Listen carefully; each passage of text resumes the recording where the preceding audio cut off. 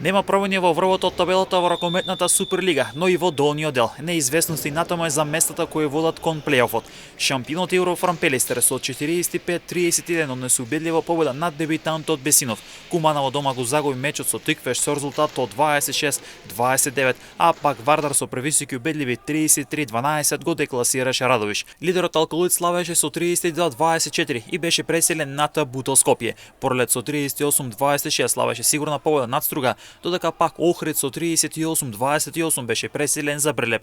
На врвот и натома Алкалоид со 26 бодови колку уште има и Вардар кој е втор, а пак шампионот Еврофран Пелистер е трет со 24 бодови. На четвртото место е Охрид кој има 22 бодови. Сега доаѓа таа неизвестна борба за последните две места кои водат кон плейофот, а борбата ќе ја водат 4 екипи. Тиквеше на петото место со 15 бодови, а пак Бутел Скопје на шестото место со 14 бодови. Овие две места водат кон плейофот, а надвор од оваа зона се Пролет како седми со 13 бодови, Прилеп како 8 со 12 бодови. Речи се сигурно во плейаутот ќе играат Куманово кој има 6 бодови се наоѓа на 9-то место, Бесинов кој е 10 со 5 бодови, Струга кој е претпоследен со 4 бодови, а на дното е Радовиш со само 1 бод и единствен тим кој нема триумф.